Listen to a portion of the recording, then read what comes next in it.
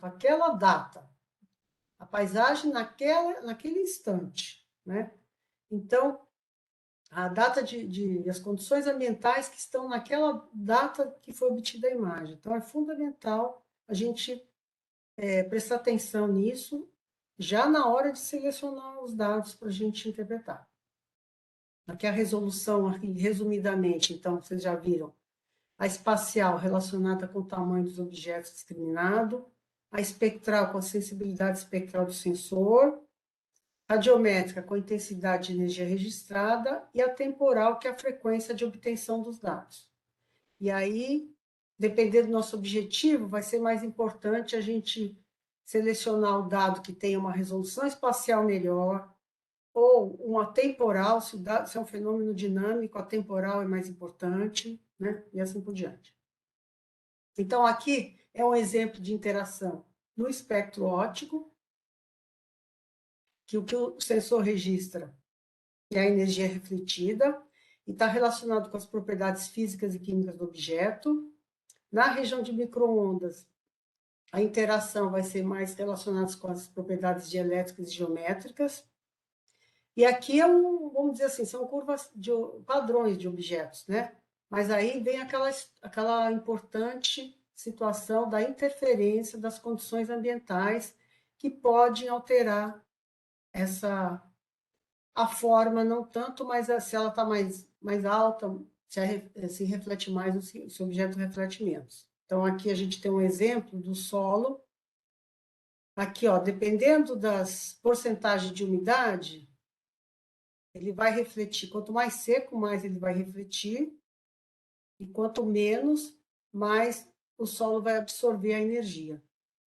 Então, é importantíssimo, por isso que é importantíssima a data da imagem, as condições ambientais do alvo naquela data, naquela época que foi obtida a imagem.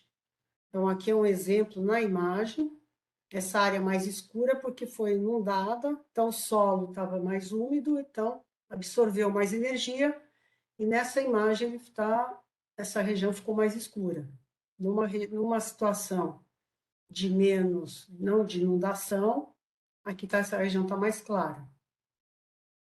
Então, aqui a gente tem que saber muito bem daquela interação para a gente saber por que um objeto aparece claro numa imagem, ou por que aparece escuro, porque se ele absorve mais energia, ele vai aparecer escuro. Se ele reflete muita energia, ele vai ficar claro. Aqui é uma composição colorida, que é outra coisa também que pode variar. Depois a gente vai mostrar mais alguns exemplos. Olha aqui, por exemplo, a interferência dessa região de mangue. Está bem marcada aqui a separação da região de mangue com o cerrado. Isso aqui é uma região lá do Maranhão, né? Aqui é o Rio Parnaíba do Sul. Aliás, Parnaíba, que divide o estado do Maranhão do Piauí. E por que aqui, além da vegetação ser mais densa, tem o fator da influência da umidade. Então, aqui está mais escuro do que aqui na região do Cerrado. Aqui também a água, ó, uma água mais limpa, ela absorve bastante energia, então vai ficar escura. Uma água, como a época uma época que foi inundada, tem bastante material em suspensão. Então, aqui na região do visível, que foi associada à cor azul, a banda do visível, então a água aqui aparece em azul. Se eu mudar essa composição, vou colocar outra cor, vai aparecer de outra cor, como a gente vai ver nos exemplos mais para frente. E aqui, nessa região, a gente não conseguiu imagem muito próxima ao pico de inundação. Por quê? Porque justamente na época de inundação, a gente tem ou está nublado, ou continua chovendo. Então, por isso que às vezes a gente tem que recorrer a dados de radar, como foi feito nesse trabalho aqui numa região da Colômbia. Aqui, uma é do dia 22 a imagem, outra é do dia 29, então conseguiram mapear aqui toda a área em vermelho, a área que foi inundada. Então, as imagens de radar, elas podem ser mais úteis numa aplicação desse tipo, porque a gente consegue obter a imagem mesmo com o tempo nublado, dependendo da faixa do micro-ondas, né? Com relação, então, a diferentes datas das imagens, elas são importantes tanto para a gente fazer um monitoramento, como até para também, às vezes, identificar os determinados alvos. Sempre que a gente pode, é interessante trabalhar com imagens de períodos diferentes. Aqui é uma imagem de época seca, a vegetação está toda seca, o que a gente tem aqui é o solo sem vegetação, sobrou só aqui ao longo dos canais de drenagem, um pouco de mata ciliar aqui. Mas aqui que está tudo verde, às vezes também, num período de mesma região, os mesmos tipos de dados, embora os satélites sejam diferentes, mas as faixas espectrais são iguais. Aqui, quando está muito época de chuva, dá uma homogeneizada na vegetação. Então, às vezes, os tipos de vegetação, a gente fica mais difícil discriminar tipos de vegetação. Então, é interessante, às vezes, conseguir uma imagem até intermediária, talvez não de um período muito seco, mas uma intermediária que facilita discriminar melhor tipos de vegetação, do que se a gente trabalhar só com uma única imagem. Agora, para o solo, para a litologia, uma imagem de época bem seca pode ser favorável, né? Ajudar até, porque às vezes a vegetação pode atrapalhar. Às vezes não, ela pode até ajudar, porque ela está relacionada com determinado tipo de solo, determinada litologia, então pode ajudar também. Então, aqui é uma região do Mato Grosso, de Cáceres, aqui já é a região do Pantanal, que é a cidade. Aqui é de uma época seca, e essa de uma época cheia. Mas por que a gente também tem que ter o dado da data da imagem, dados de precipitação quando a gente vai interpretar uma imagem? Porque nem toda imagem de época seca e nem toda imagem de época de chuva a chuva teve a mesma intensidade na época. Às vezes tem um ano mais seco, um ano mais chuvoso, menos chuvoso.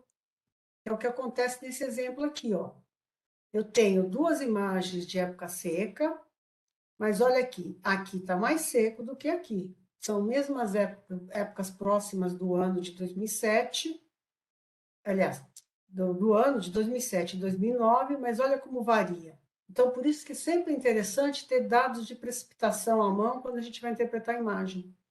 E aqui são duas imagens de época de chuva, mas nessa teve muito mais chuva do que nessa, de 2007. Então, só para frisar de novo a importância de a gente trabalhar sempre com os dados de precipitação em mãos também. Aqui, para a gente comparar, aqui já foi 2005, né? Uma seca grande que teve ali na região próxima a Manaus. Aqui a gente já pode comparar, então, duas épocas uma de seca e outra menos, né? Já em outubro, que estava o auge da seca, né?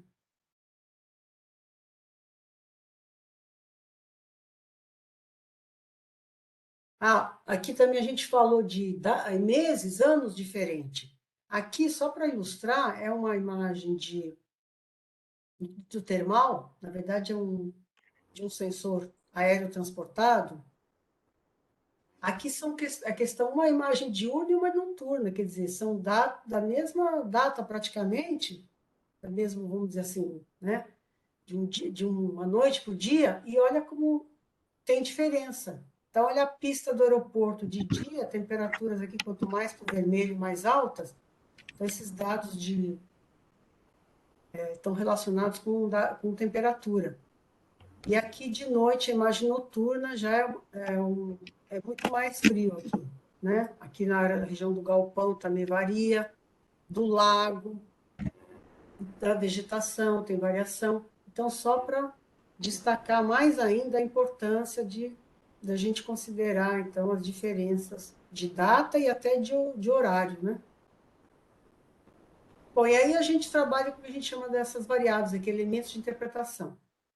E se a gente vai trabalhar com uma imagem preto e branco, né, os tons de cinza, como o olho humano tem mais facilidade para discriminar a cor, a gente acaba trabalhando muito mais com imagens coloridas, fazendo composições coloridas a partir de imagens preto e branco. A textura, que é um elemento importante, principalmente quando a gente não tem o dado em três dimensões, uma imagem bidimensional. O tamanho, sempre relacionado com escala. A forma, é importante a gente se acostumar que a forma dos objetos vistos de cima é diferente do objeto visto no terreno.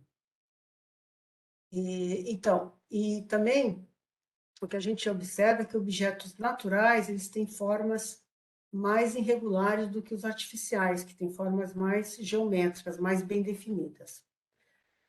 A sombra, ela tanto pode ajudar a inferir, por exemplo, uma altura, como ela pode mascarar. O que tem, onde está a sombra, a gente não consegue ver se tem uma área que foi desmatada, o que aconteceu naquela área. E aí é importante a gente utilizar a imagem de outra data. A altura dos objetos, que pode ser inferida pela sombra, padrão, que é um arranjo de todos esses elementos, e a gente vai ver exemplos, né? A localização, tanto a localização geográfica, se eu sei que é uma região de semiárido, eu já sei que não vou poder ter uma mata, uma vegetação que não é típica daquela região, né? O contraste, por exemplo, entre dois tipos de alvos próximos, se eles têm, vamos dizer, um comportamento espectral semelhante e estão adjacentes, é mais difícil discriminar do que dois alvos contrastantes, né, que têm um comportamento diferente, que estão próximos. A posição topográfica é muito importante também. E aí já entra também o problema de sombreamento. Áreas planas são muito mais fáceis de interpretar do que áreas de relevo acentuado. E o contexto, que a gente usa um conjunto de informações, inclusive de que não estão na imagem, para a gente identificar um determinado alvo. E aí, lembrando, então, da visão vertical, a gente pode ter imagens obtidas em visão oblíqua, no terreno, visão horizontal, e imagens em 2D e 3D. A natureza ela é em 3D, né? Então, a paisagem é 3D. Então, facilita muito a gente ter uma imagem 3D quando a gente vai interpretar. Aqui é só para ilustrar que a forma vista de cima, às vezes a gente consegue identificar um alvo que, se eu estiver num barco aqui, eu posso não ver que essa ilha tem uma forma de coração, mais difícil de identificar, né? E vista de cima, fica muito mais fácil de identificar a forma dessa ilha, por exemplo, né? Olha aqui, isso aqui é em Campo Grande, a gente deu um curso lá e a gente descobriu essa praça aqui, e tinha uma professora fazendo curso que ela morava próximo à praça e não sabia que tinha essa forma na praça. E ela até chama Praça do Peixe. E dá para ver bem do alto, né? A forma do peixe aqui. Então, essa visão de cima, e essa visão sinótica, de você poder ver uma grande área também, né? As imagens, elas têm, vamos dizer assim, uma contribuição muito grande.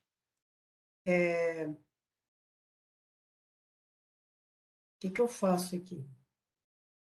Vou deixar para cá. Aqui, olha, é um padrão, um exemplo de um padrão. Aqui é uma região, um setor de São Paulo. Aqui é a Via Dutra. Aqui é o aeroporto de Cumbica, de Guarulhos. Dá para ver bem as pistas. É uma imagem com uma resolução de 30 metros. E aqui vocês estão vendo um padrão diferente aqui, que fica um pouco mais difícil de identificar numa imagem de 30 metros de resolução. Aqui também vou aproveitar para chamar a atenção com relação à localização. Havia, aqui, para quem conhece São Paulo, a região aqui, sabe que a Ayrton Senna, ela fica a leste da Via Dutra. Ela fica mais para cá, né, acompanhando o Rio Tietê. Então, para quem é da região, inclusive ela é muito chamada de Via Leste. Por quê? Porque ela foi construída a leste da Via Dutra. Então, olha, se eu tenho essa informação, na imagem eu consigo identificar facilmente. Tinha um exercício que eu fazia com os alunos, eles identificarem a Via Dutra, a Via Ayrton Senna. Então, quem tem essa informação, também que sabe que ela acompanha o Rio Tietê, mais aqui perto, próximo também ao Parque Ecológico do Tietê. Então, são informações que ajudam a gente a identificar os alvos da imagem. Então, isso aqui é um campo de golfe. Um pouco difícil aqui de identificar, né? Mas aqui já fica, aqui numa imagem do íconos, que é 1 metro de resolução, aí já fica bem mais fácil de identificar, né? Pode continuar, viu, João? E aqui uma imagem de campo, de um campo de golfe. Quanto mais próximo, mais a gente consegue identificar o alvo. Uma coisa também importante é o trabalho de campo, que é praticamente indispensável um trabalho de campo. Às vezes a gente recebe uma foto, imagina, uma foto, sei lá, de um amigo, de coisa, a gente fica, nossa, mas onde será que ele está, né? Será que ele está na casa dele? Será que é na casa de outro? A gente fica em dúvida. E é uma fotografia, né? Tirada ali com alta resolução. Então, às vezes a gente, por exemplo, trabalha com uma imagem 30 metros, uma imagem Olha, Landsat, e a gente tiver só para acesso a uma mostrar imagem como é foda esse curso aí. de Essa, velho, resolução aqui, maior, a gente consegue ter mais, vamos dizer assim, se aproximar mais do. Facilita para identificar, mas mesmo assim, às vezes, com imagem de alta resolução, a gente tem que fazer um trabalho de campo, né? O solo, por exemplo. O solo, às vezes, nem só alta resolução, nem tudo por campo, a gente tem que fazer análise de laboratório para identificar o tipo de solo. Então, a imagem ela ajuda muito, ela pode minimizar muito o trabalho de campo, né? Mas todas as outras fontes de dados são importantes no processo de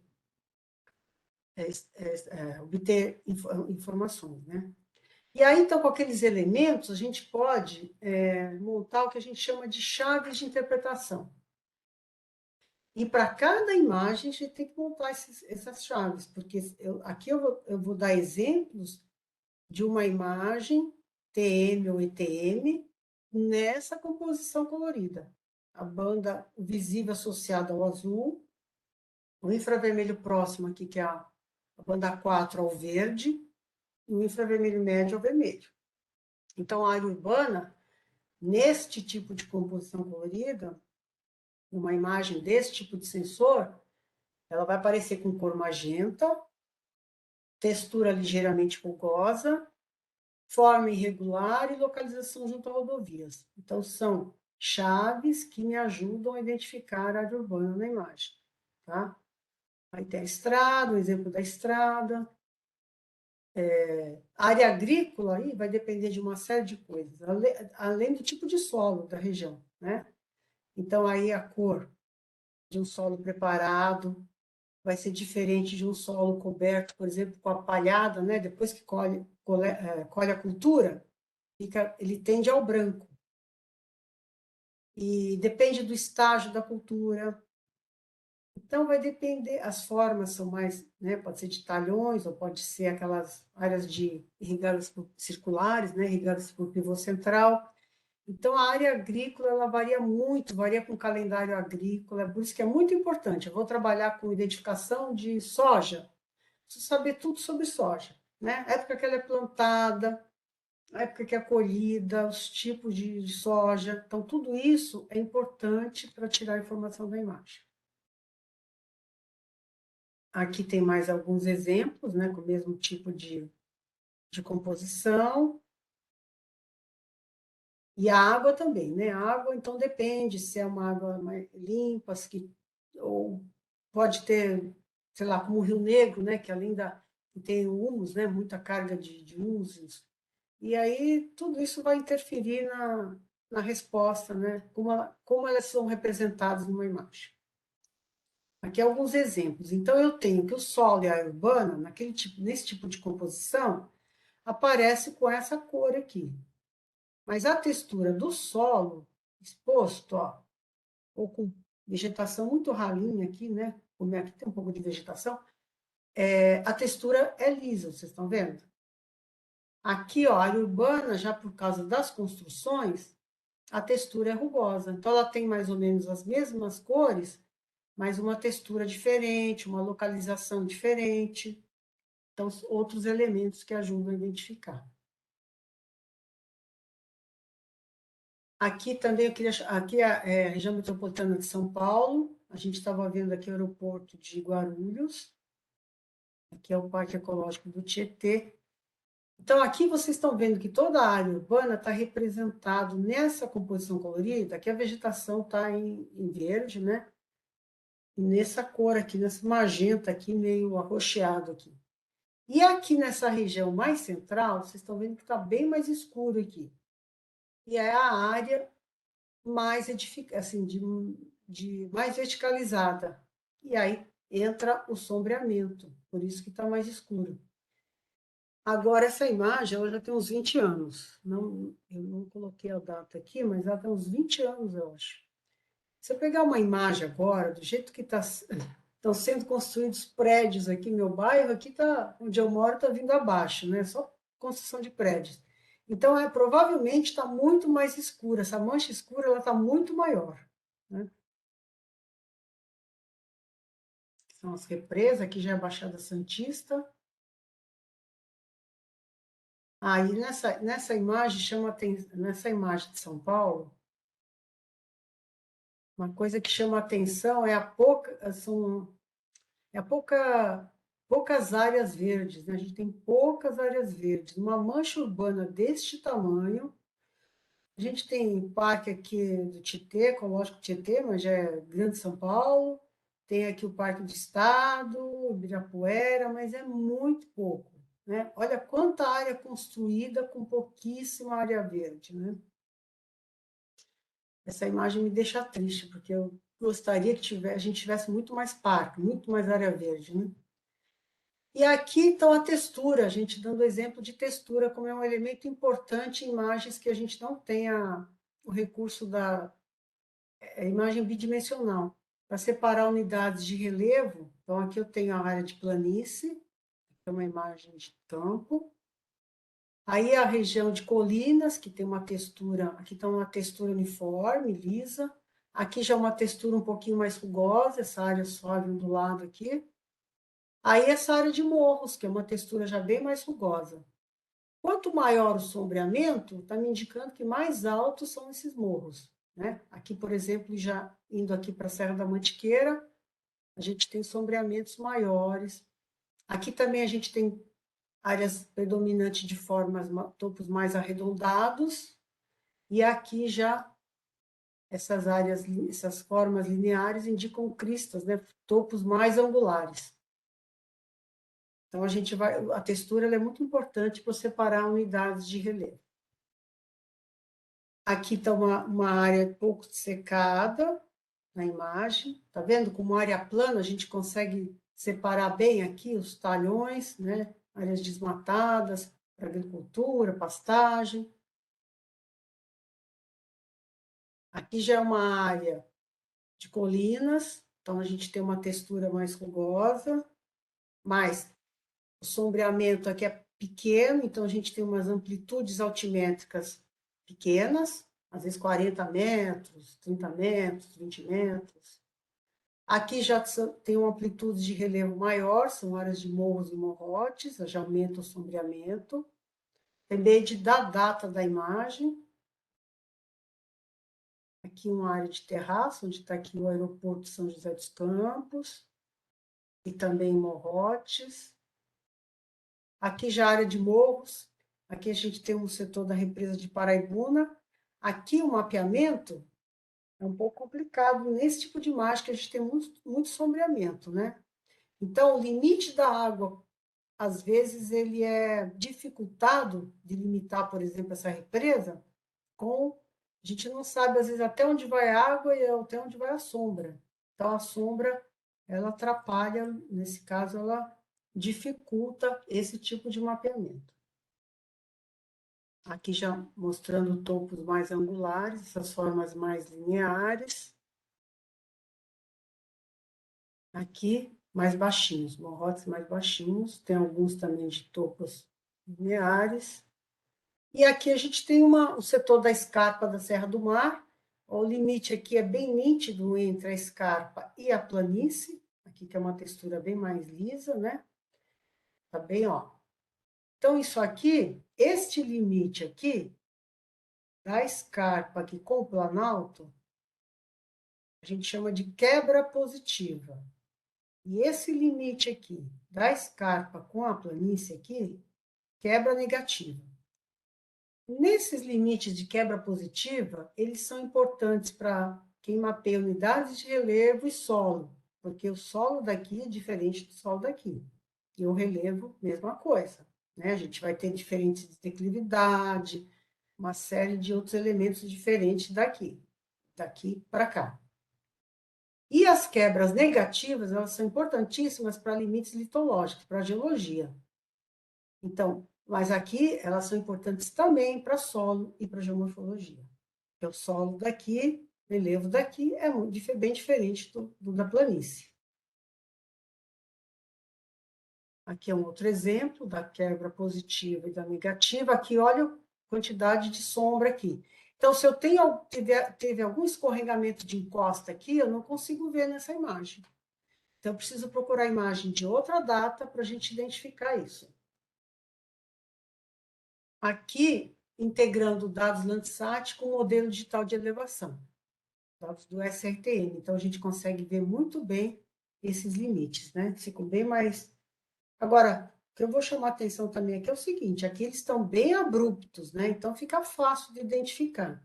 Mas quando os limites são mais suaves, a transição assim é mais difusa, aí, às vezes, mesmo com imagem, aí, a imagem tridimensional ajuda mais, claro, mas às vezes a gente tem dificuldade de separar unidades. Quando elas são o limite abrupto é fácil, mas quando não é, fica mais complicado. Então, aqui, de novo, aqui seria a quebra negativa e aqui a positiva, né? Dá para separar bem aqui o topo, né, da base aqui, essa área mais plana. Aqui foram mapeadas as áreas de APP de encosta, né, de topo de morro. Gente, olha aqui essa área no Piauí, no sul do Piauí. Olha só aqui, são áreas de soja, Isso aqui teria que ser respeitada, essa faixa aqui. E olha aqui como vai até a borda aqui, tá vendo? A área de agricultura. Essa faixa não está sendo respeitada aqui nessa região. E o que acontece? Para quem é da área de geografia, geomorfologia, sabe que a erosão ela é remontante, né? Ela vai solapando essas escarpas aqui e vai avançando aqui no Planalto.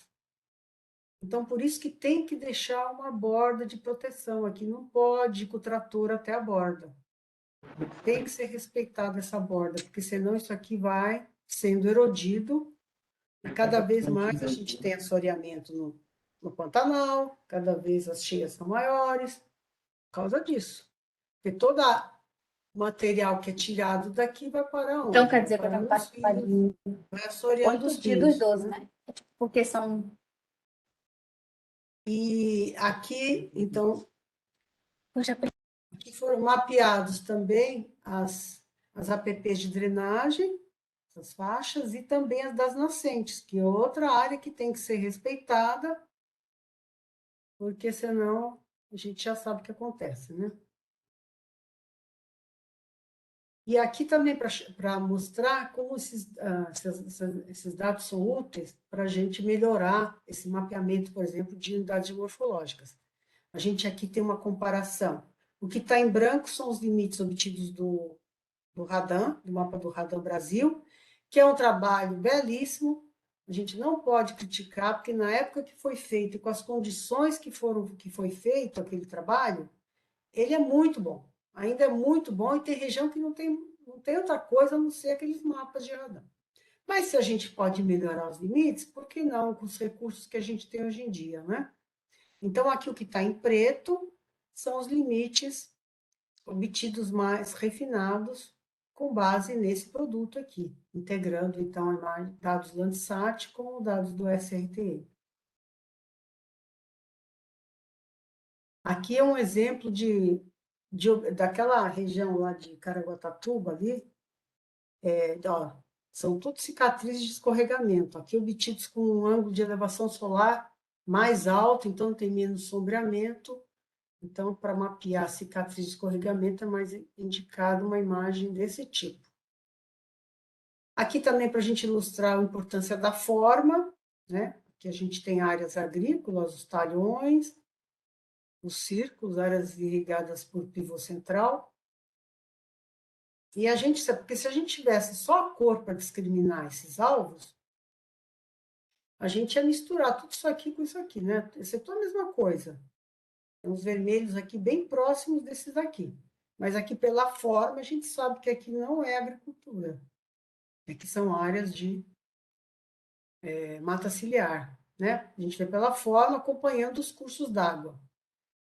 E tem muitas regiões, a gente só consegue mapear a drenagem, infere a drenagem pela mata ciliar, porque os canais têm uma dimensão pequena, comparando com a resolução da imagem, e a mata ajuda também a gente a fazer o mapeamento da rede de drenagem. Aqui também para mostrar a exploração do dado multitemporal. Então, não só para a gente acompanhar um determinado fenômeno. Então, aqui eu tenho o Parque Nacional de Brasília, aqui em fevereiro de 85, aqui em junho de 85, que ele está sendo queimado, a área está sendo queimada, ainda tem focos de incêndio aqui, a fumacinha aqui em azul. Aqui, já quando toda a área foi queimada, essa imagem daqui para cá, tem 16 dias de diferença, é 30 de junho, essa aqui é 14 de junho, e aqui já em setembro, quando já estava até em processo de regeneração aqui a vegetação. Mas, por exemplo, aqui ainda tem marcas de queimadas. Então, por exemplo, aqui, olha, o lago, ele está em preto aqui, e essa área queimada também. Aqui dá para a gente separar, porque o lago tem, olha, os canais aqui, né? Fluindo aqui em direção ao lago, né? Então, até dá para a gente identificar que é um lago, mas tem horas que só a forma não é suficiente. Então, aqui, será que isso aqui é queimado ou é água? Aí, a gente comparando com uma outra data, a gente vai ver que não é água, porque os corpos d'água eles costumam ser mais permanentes, né? Claro que não na região semiárida, por exemplo, mas nessa região dá para a gente ver que aqui, então, é área queimada e não água. Então, a gente usa não só para acompanhar eventos de desmatamento, de queimada, imagens de diferentes datas, mas também para identificar, tirar dúvidas com relação a determinados ovos. E aqui eu vi esse artigo na Folha em 2019, eu guardei. Aqui é só para também destacar a importância da forma, né? Tá? A chamada era Imagem de Satélite ajuda no combate à escravidão moderna. Gente, é impressionante, diz que a maior parte da obra, da mão de obra, no chamado Cinturão dos Tijolos, no Paquistão, Índia, Bangladesh e Nepal, é mão de obra escrava. E aí, tem um estudo da Universidade de Nottingham identificando essas regiões. Então, como que eles identificam? Pelas formas oval circular dos fornos de tijolos, pela chaminé central e grandes pilhas de tijolos.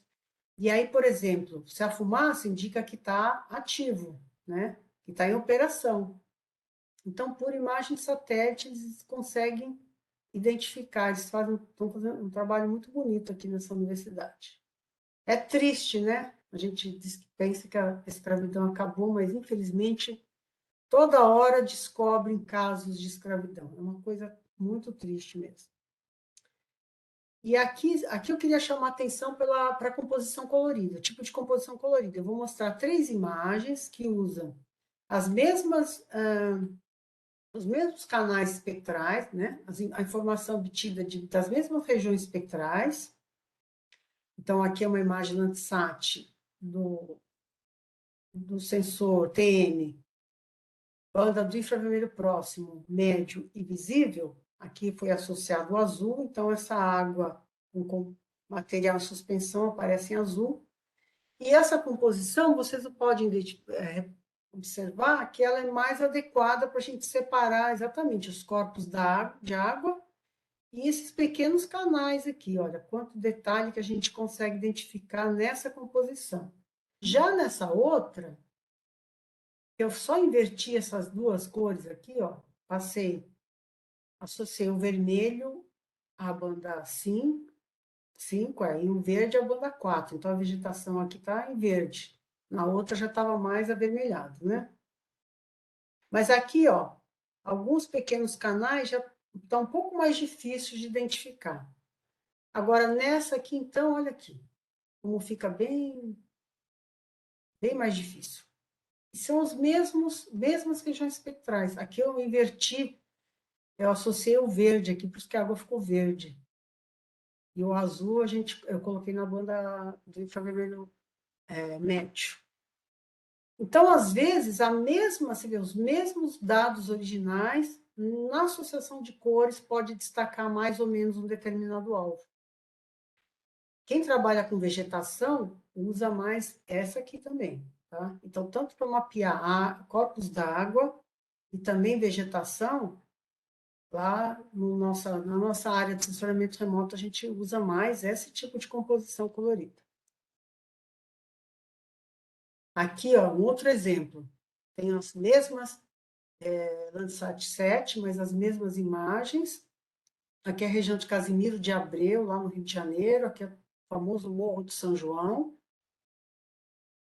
Essa composição aqui, para os diferentes tipos de vegetação, o relevo também está bem destacado, né, os tipos de relevo, e os canais de drenagem, essa combinação, que é o vermelho associado ao infravermelho próximo, o verde ao infravermelho médio e o azul ao visível.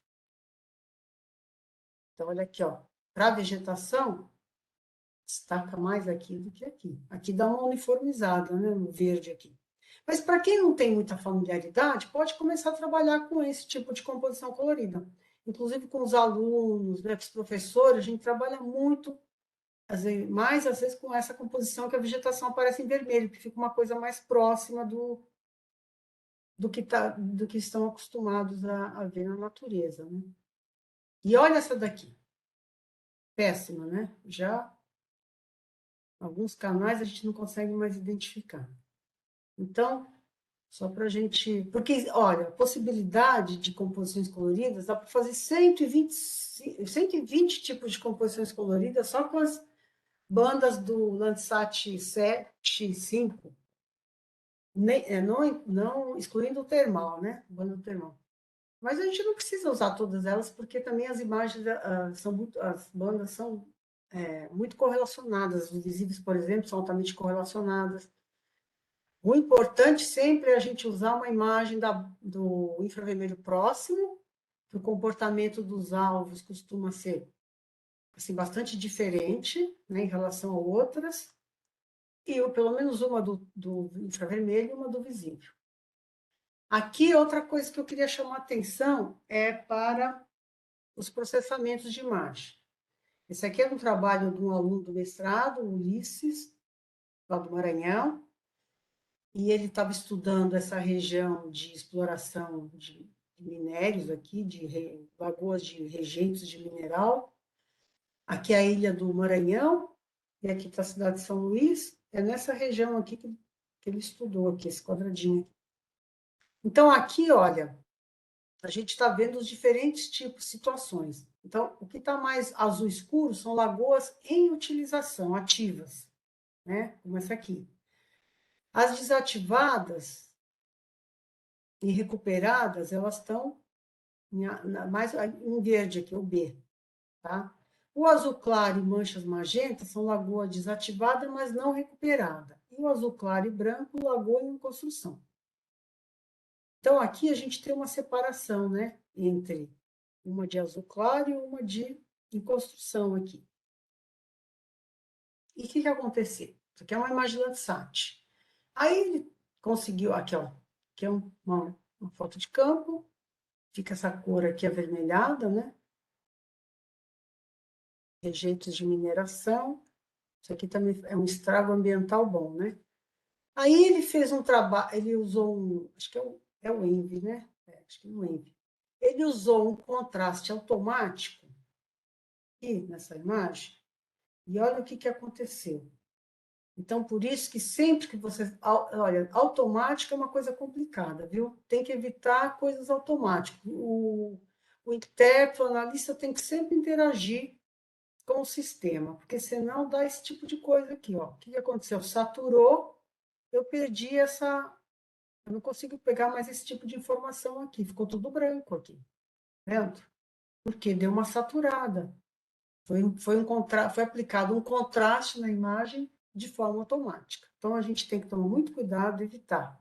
Classificação automática. Ah, é legal, né? Você gera um mapa rapidamente, mas tem que interagir, porque senão você pode gerar um Frankenstein, né? Uma coisa que não é compatível com a realidade.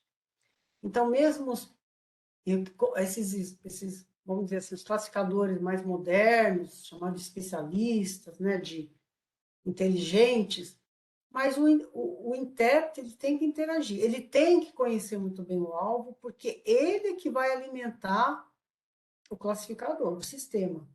Ele que vai dizer, olha, aqui é isso, aqui é aquilo, né? Ele que vai alimentar o classificador. E mesmo assim, gente, tem muito trabalho de edição, porque vocês viram, né?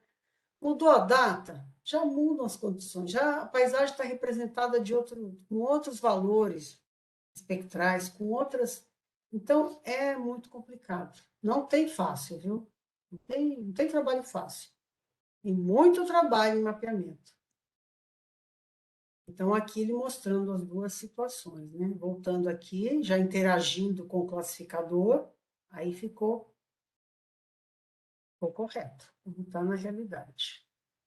Aqui também para mostrar as diferentes situações aqui do solo, e depende do tipo de solo, né? O solo preparado para o plantio, aqui já a cana adulta, e aqui quando fica bem branquinho assim, aqui, ó, aqui foi utilizada a queimada, que é uma coisa que está sendo, né, bastante restritiva agora, o uso de queimado, né, na cana-de-açúcar. Aqui são as marcas, né, usadas pela queimada. E aqui é aquela palha que fica seca no solo, e ela reflete muito, então dá essa... Porque se um alvo ele reflete muito nas 3 imagens que eu gerei uma composição colorida, na composição colorida ele vai também ficar branco. Assim como uma sombra ou uma água limpa, se cada imagem tiver escuro, preto, na composição vai ficar preto também. E as outras cores vai variar de como ele está, como aquele alvo tem o comportamento naquela faixa espectral.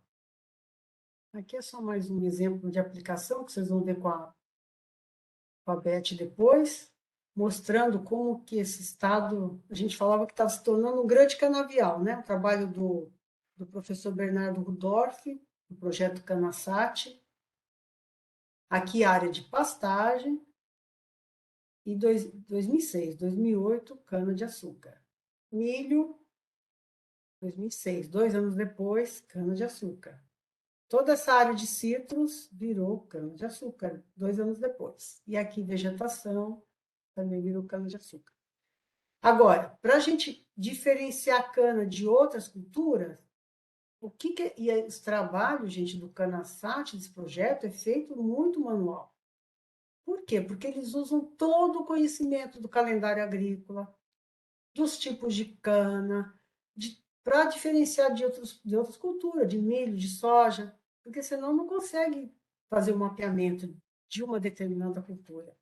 Porque tem horas que elas são muito parecidas. Às vezes a cana aparece com pastagem, Então, por isso que o conhecimento, gente, temático é fundamental. Tem que estudar muito bem. Vou trabalhar com cana-de-açúcar, então a gente tem que saber tudo sobre cana-de-açúcar, certo? Manejo, data de colheita, tipo de cana, tudo isso. Era só para frisar mais um pouco, né? Aqui mais um exemplo do assombreamento.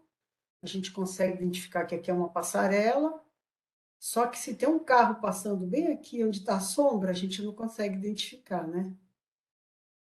Então, de um lado ela ajuda, de outro ela atrapalha, né? Aqui uma imagem de alta resolução. E aqui, então, a questão do ângulo de elevação solar e azimuth, de uma imagem, por exemplo, obtida no Nadir, né? Então, eu preciso considerar esses 2 tipos de ângulos. Então, se no horário de passagem do satélite o Sol tiver mais tapino, né, como a gente fala, mais alto, a imagem ela vai vir com menos sombreamento. Se ele estiver mais próximo ao horizonte, baixo, vai ter muito sombreamento. Com relação ao ângulo de azimuth, que é o ângulo da iluminação do Sol em relação ao norte, aí depende do tipo de alvo. Se eu tenho, nesse caso aqui, por exemplo, ó, se eu tenho um alvo disposto no sentido norte-sul, ele vai ficar bem destacado com a iluminação que vem daqui, ó, em perpendicular à orientação do alvo, tá? Porque se ela for paralela, se o alvo tiver essa orientação aqui, a gente não consegue destacar, aí não fica destacado na imagem. Então, esse tipo de informação, quando eu vou selecionar a imagem, também é importante. Agora, essa informação aqui, quanto mais próximo ao Equador, menos importante ela é.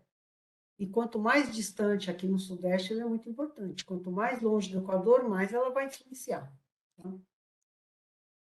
Agora, fora isso, se eu tiver que considerar também um satélite que trabalha com sensor, que obtém imagem com ângulo, que tem também o ângulo de azimuth do sensor, do satélite, aí, nossa, gente, aí é uma complicação geral, né? Porque aí eu tenho que levar em consideração, além do ângulo de elevação solar e do ângulo de azimuth solar, o ângulo de azimuth do satélite, da iluminação, e o ângulo de elevação do satélite. Aí complica um pouco mais. Então, aqui só para um exemplo de como a sombra pode atrapalhar, dependendo da minha data da imagem. Essa aqui é uma região de Caraguatatuba, litoral norte aqui do estado de São Paulo. Aqui é a estrada ainda não duplicada, essa imagem é de 88. Então, essa é a Tamoios. Ó, vocês podem ver que tem trecho que ela desaparece aqui, ó, por causa do sombreamento. Essa imagem formada com todas as imagens obtidas no visível, ela é uma imagem que a gente chama de natural, né? Colorido natural. Ela é muito boa para destacar urbana, estrada, tá? Mas para relevo, para separar, por exemplo, aqui, mapear represa, não é boa. Não é? A gente precisa de imagem do infravermelho. E aqui uma obtida em janeiro. Aí a estrada está inteira aqui, ó. Porque o sombreamento diminuiu. Aqui eu consegui obter uma imagem com ângulo de elevação solar alto. E aí, então, a gente consegue identificar toda a imagem. Isso aqui está errado, tá, gente? Nossa, como é que saiu errado? Isso aqui também são as 3 bandas do visível e saiu do infravermelho aqui. Preciso corrigir isso. Mas eu tenho uma aqui, toda do... Deu uma parada aqui agora, não sei por quê. Deu uma empacada aqui. Deixa eu ver se eu volto para trás. Gente, será que travou isso aqui? Ah, agora foi. Essa aqui, sim. É uma composição obtida só com imagens do infravermelho. Não tem imagem do visível. Ó. Por isso que a água fica toda escura. Mesmo que ela tenha material aqui em suspensão, não aparece. Tá? Então, aqui tá, olha, para mapear a represa, só que tem um problema de sombreamento, né? Porque ela foi obtida em julho. Então, também pode confundir sombra com o limite da represa. Mas olha a estrada, como fica difícil aqui, mais difícil ainda. Né? A área urbana também aparece, mas já não é tão nítida como nas imagens do visível. Então, quando a gente depende do nosso objeto de estudo, há muito sombreamento aqui, a gente tem que selecionar a imagem. Aqui é um outro exemplo, essa imagem é lá do Paraná, Patrocínio, município de Patrocínio. Aqui, ó, a gente consegue destacar bem essas formas lineares aqui, essas cristas. A imagem obtida com baixo ângulo de elevação solar, túnel. As formas aqui, topo mais achatado, a drenagem. Essa também é só a imagem do infravermelho. E aqui, obtida em janeiro. Olha como tem algumas feições muito mais difíceis da gente tentar identificar aqui, tá vendo? Então, a textura, daí, o sombreamento aqui, não tem, para mapear a parte de culturas é mais indicada, mas para o relevo já dificulta. Mas algumas feições com esse azimuth podem ser facilitadas. Aqui, para destacar um exemplo de padrão, né, bem característico do furacão aqui, o olho do furacão, tem essa forma aqui, né? Padrão aqui também de ocupação. Olha como essas áreas demais, aqui, ó, só tem um verdinho aqui, ó, tá vendo? Aqui já tem um pouco mais de verde, e aqui no nosso padrão a gente tem bastante área verde. Ocupação das periferias, né? O verde desaparece. Ali era em São Paulo, aqui Manaus, mesma coisa, né? As unidades maiores, elas vão diminuindo, né? À medida que a gente caminha para essas áreas mais. E aqui São José dos Campos, aqui é aquela famosa área do Pinheirinho, que ficou famosa na imprensa, a área invadida. Aqui uma área de alto padrão, bem arborizada, né? Essa área aqui era do Pinheirinho antes da invasão. Aqui era um antigo lago, que a prefeitura depois mandou. Esqueci o termo agora, sorear, mas aí virou lixão, e aí depois os moradores, né, inclusive teve um projeto de escola que participou desse movimento, e acabaram transformando essa área que tinha virado um lixão, aqui é para mostrar antes da ocupação, 2000, e aqui, olha, 5 anos depois, toda invadida aqui essa área. E essa área aqui bem com processo de erosão aqui, né? Aqui uma imagem de alta resolução, né? Íconos, 1 metro. E aqui, essa aqui é o do Spot. E aqui, olha, aí transformaram aquela área de lixão, começou a ser construída uma praça. Aqui já bem invadida a área. Aí teve aquela... foram retirados os moradores, né? Que estava sendo construído um complexo esportivo. Aqui já tinham retirado os moradores. Aqui estava tudo, destruíram todos os barracos, coitados dos moradores, né? Acho que está fazendo 10 anos esse episódio aí. Como é que ficou depois. E agora, umas imagens mais recentes. É uma área aqui sem ocupação. Agora nós vamos fazer um exercício, então. Vamos lá. Vamos ver se a gente consegue fazer. Isso aqui é um trabalho também dos alunos do mestrado, na região de Itaituba, lá no Pará. Aqui é uma vista da cidade de Itaituba, que é cortada pela Transamazônica e próximo ao entroncamento da BR Cuiabá-Santarém. Aqui é uma imagem colorido natural, eles fizeram uma composição só com as imagens do visível, que destaca bem a área urbana e as áreas ocupadas aqui, as estradas. Mas, por exemplo, para mapear os corpos d'água, ela não é, como a gente falou, em relevo, ela não é muito adequada, né? Então, vamos lá. Aqui também mostrando em 85 e depois aqui 2009, olha só quanta área desmatada aqui, né? Questão de... aqui deve ter um período grande, né? As duas situações. Então, vamos sentar e fazer um exercício aqui, identificar os alvos? Então, vamos lá.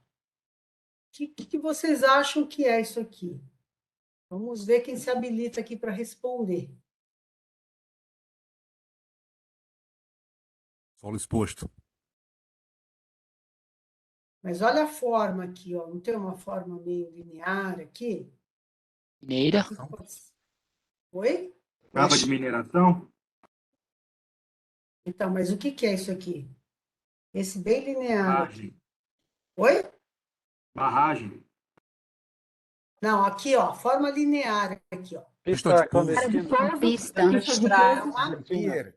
É uma estrada. Um pier. É uma pista de pouso, exatamente aqui, ó. Vamos ver. Olha ela aqui, ó. Aqui ela já está até asfaltadinha aqui, ó.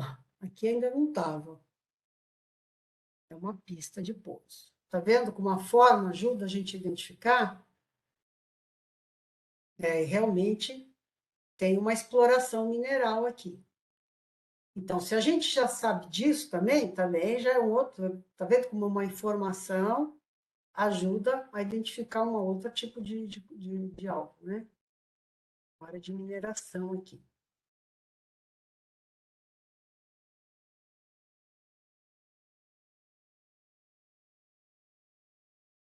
Vamos ver agora o 2. O que é o 2? Vamos ver aqui a forma também, ó. Estrada. Uma estrada. Isso. É uma estrada também, muito bom. Ela aqui, ó.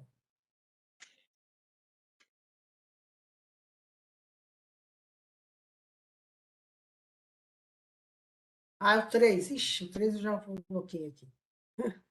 E o 3, qual que é? É uma estrada, mas qual que é? Eu falei lá no início. Rodovia?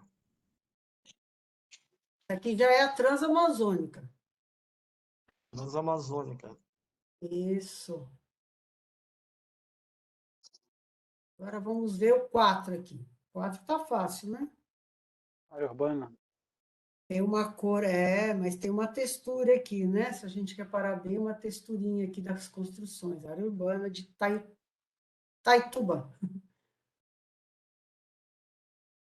Ela aqui.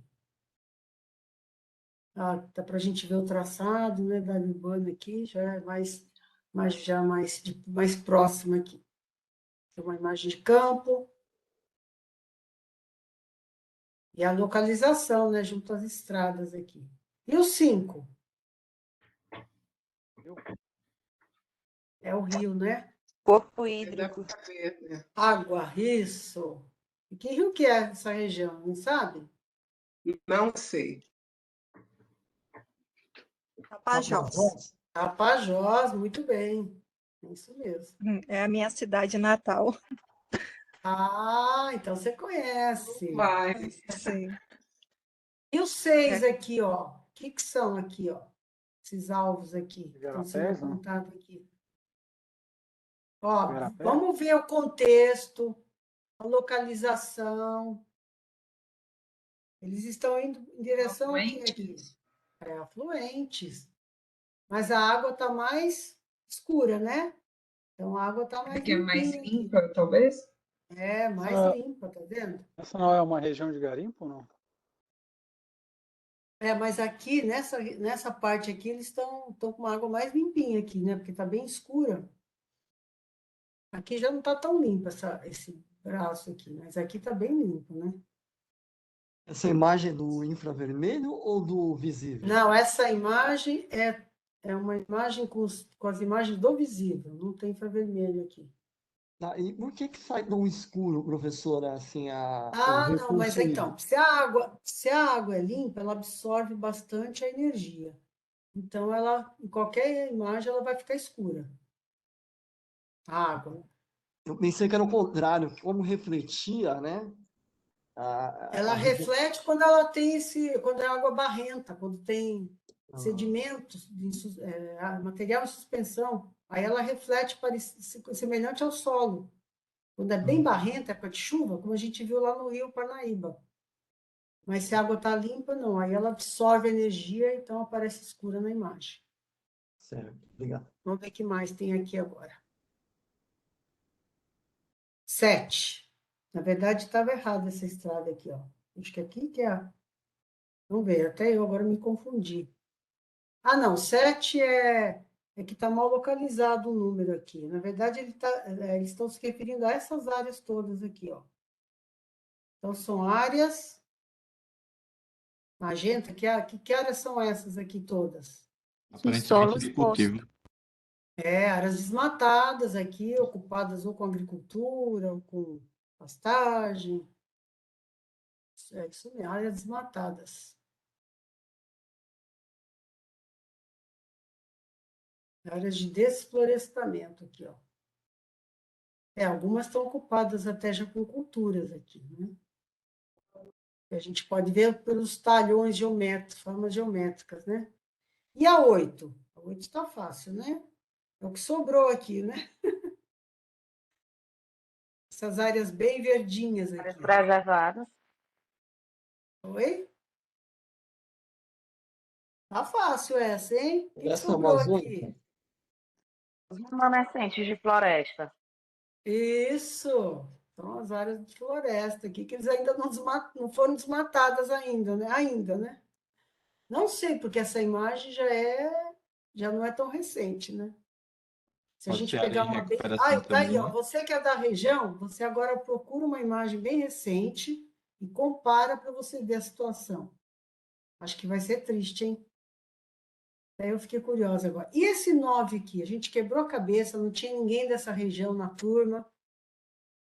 Aí teve uma professora falou: ah, isso aqui está parecendo. Como é que é? Meandro Essas abandonado. piscinas. Não. Aí o geólogo que conhecia a região sabia que tinha mineração. Pedreiro, Ele velho. falou: não, isso aí é um depósito de bauxita, ou bauxita, né? Uns falam bauxita, outros falam bauxita. Mas a gente apanhou aqui para identificar isso aqui, porque não conhecíamos a região. Mas se bem, a gente achou que então só tinha mineração desse lado, mas aqui é um depósito também de minério. Então, olha a importância, né, de a gente conhecer a região.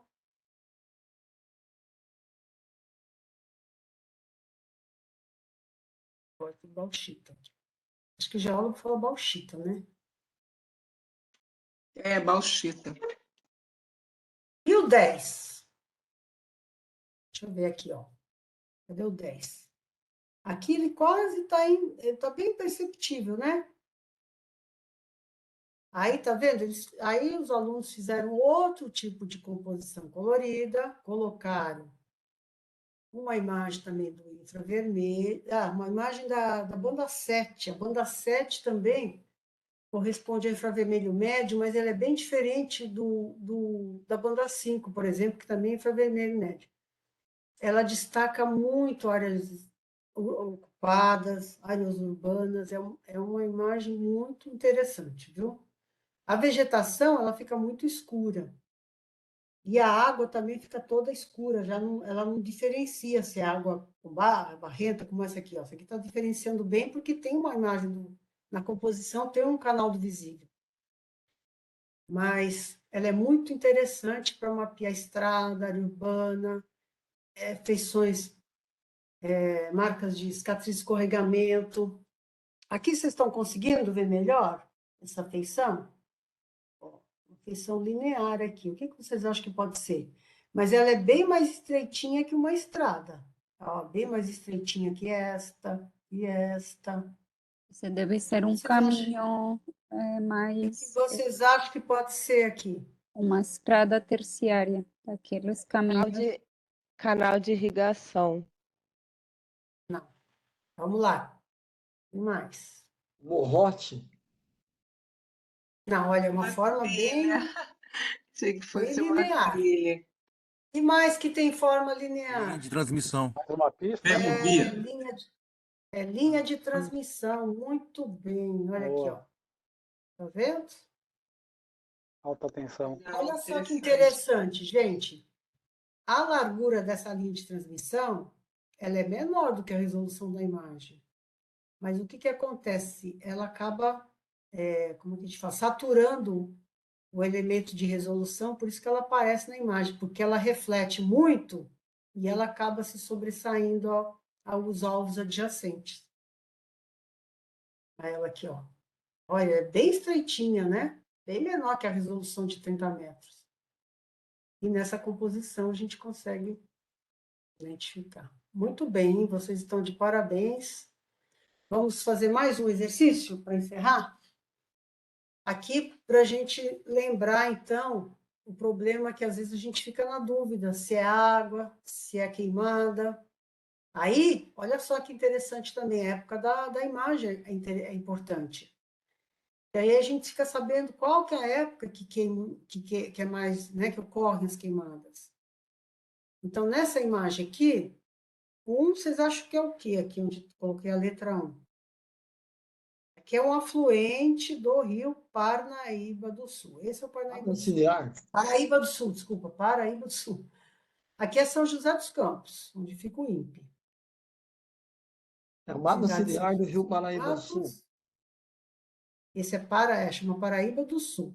Aquele lá do Maranhão, que divide o Maranhão do Piauí, é Parnaíba, né? Ah, é a mapa auxiliar, não é? Mata ciliar, muito bem, acompanhando aqui o... Deveria ter muito mais, né? Mas já ocuparam aqui as matas aqui, ao longo do rio, infelizmente, né? E o 2?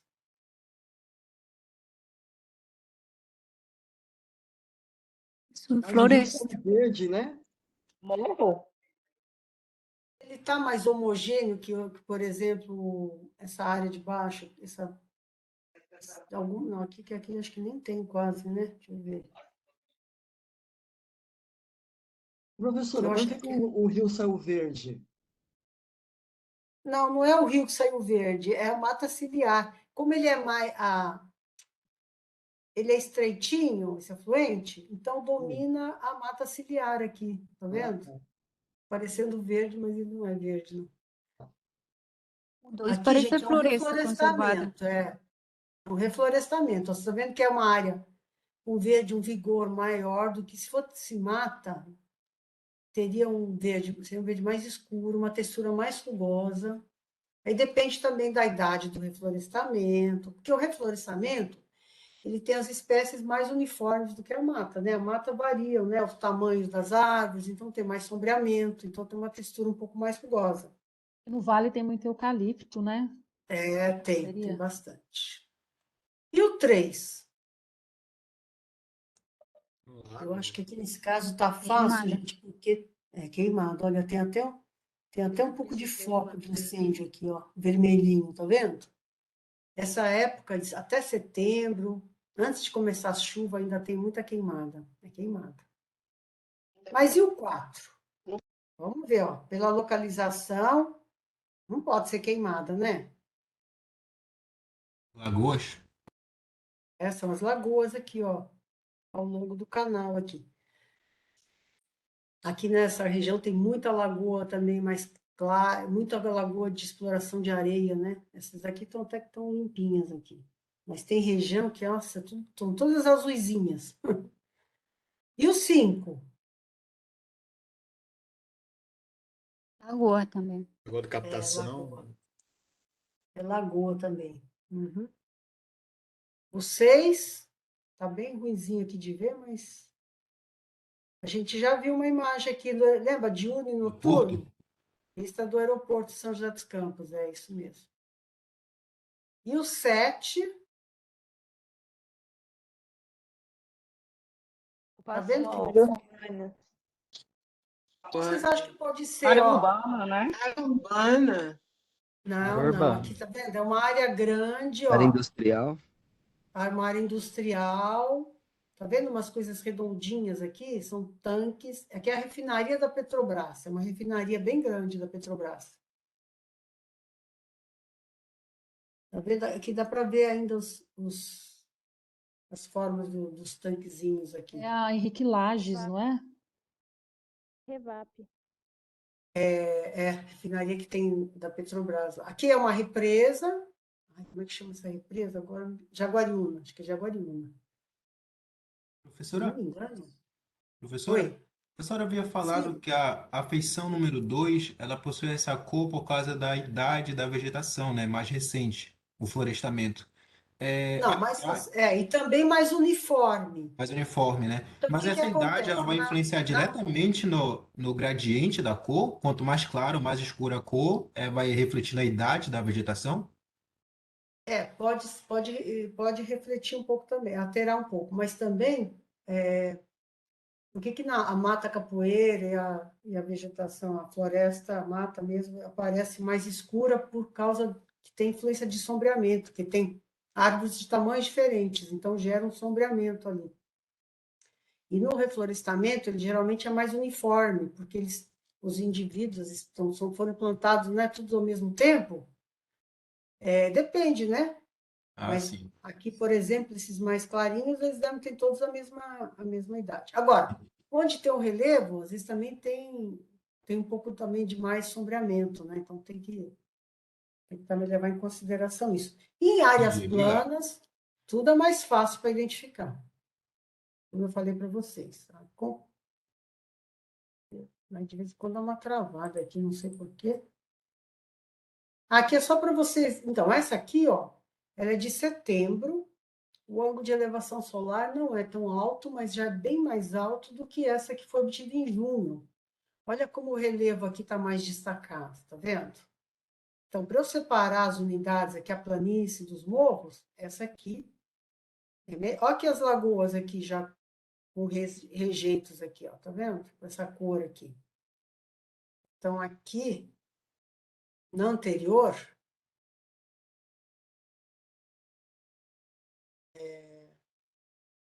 essa aqui, ó. Essa aqui já tem um ângulo de elevação solar mais alto, então tem menos sombreamento, o relevo está menos destacado do que aqui, né?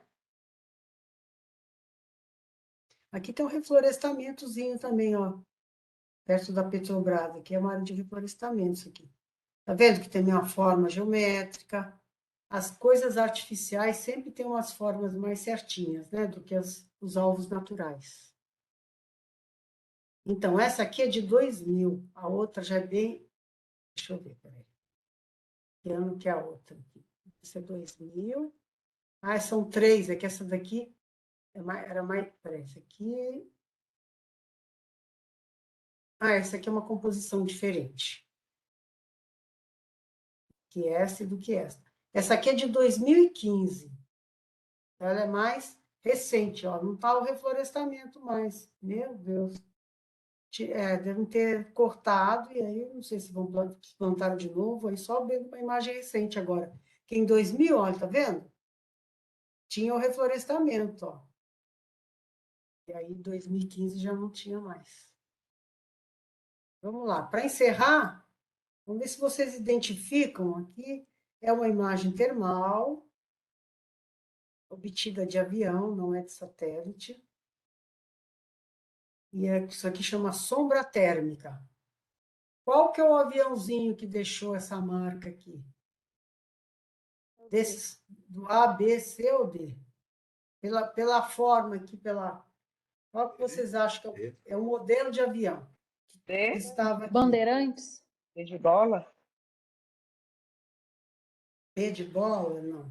RJ Vamos analisar 145. direitinho aí. 145. Vamos olhar direitinho aí. D. É a D. É o D. É o D, muito bem. Muito bom. Olha, para encerrar, vou indicar aqui uma série de livros para vocês. Eu acho que são, vamos dizer assim, de autores que são sérios, que têm uma grande experiência no assunto. Esse aqui a formação dele é de física, ele deu aula para a gente no mestrado de princípios físicos, sensoriamento remoto, que é o João Antônio Lorenzetti. Esse aqui é o livro da Evelyn, que também é uma pesquisadora que dispensa apresentação. Esse aqui é muito bom, esse livro também, para quem quer entender bem essa parte da interação da energia com os materiais, organizado por esses pesquisadores. Esse Paulo Roberto Menezes, ele está na UNB, ele foi do INPE também, trabalhou no INPE. Tem esse para quem está começando a trabalhar com sensoriamento remoto, esse livrinho que eu escrevi. Ele é bem didático, né? Para quem está... O nome já diz, iniciação, né? O de processamento, esse aqui também é muito bom. Esse aqui já é mais... livro bem mais, assim, para quem já tem uma experiência, né? O professor Paradella, que nos deixou no ano passado, infelizmente, ele nem viu o livro pronto, mas ele participou muito da elaboração desse livro, praticamente, né? Ele junto com esses dois autores. Tem esse também que eu organizei, que tem vários autores, que é mais a área de geomorfologia. Esse do professor Flávio Ponzoni, do Iozil e da Tatiana, também é muito bom para a parte que vai estudar especificamente vegetação. Para agricultura, tem desses autores, né? Também que trabalham no INPE. E esse que é bem recente, esse do professor Alberto Setz e do Nelson Jesus Ferreira, que é sobre queimada, e quem for trabalhar com queimada em incêndios florestais, eu recomendo. Agora, o resto aqui que está indicado aqui é tudo coisa que dá para vocês obterem sem custo. Então, tem muitos artigos, relatórios, dissertações e teses que estão disponíveis aqui na nossa biblioteca digital do INPE. Vários artigos de simpósio, tem todas as edições que também estão disponíveis gratuitamente, tem palestras. Esse livro aqui também, que é daquele professor que participou daquele outro livro, o Paulo Menezes, que também está disponível na internet, vocês podem consultar, é bem bom também. Bom, os dados de sensoramento remoto, né, dá para obter pela página aqui da DGI, e softwares gratuitos também, que a gente consegue obter aqui também pela página do INPE. Gente, era isso, obrigada. Se alguém quiser fazer mais alguma pergunta, acho que eu já estou passando da hora, né, Beth? Agora tem que a Beth... Mas aí o pessoal vai ter que aguentar um pouquinho eu depois ainda da tua aula. Eu vou parar a gravação, então. aí depois a gente começa a gravação. Vamos dar um intervalo para todo mundo beber uma água, ir no banheiro, aí quando for começar a minha parte, a gente começa a gravar novamente. Ô, Beth, então eu vou parar por aqui, né? Porque eu tenho aquele agendamento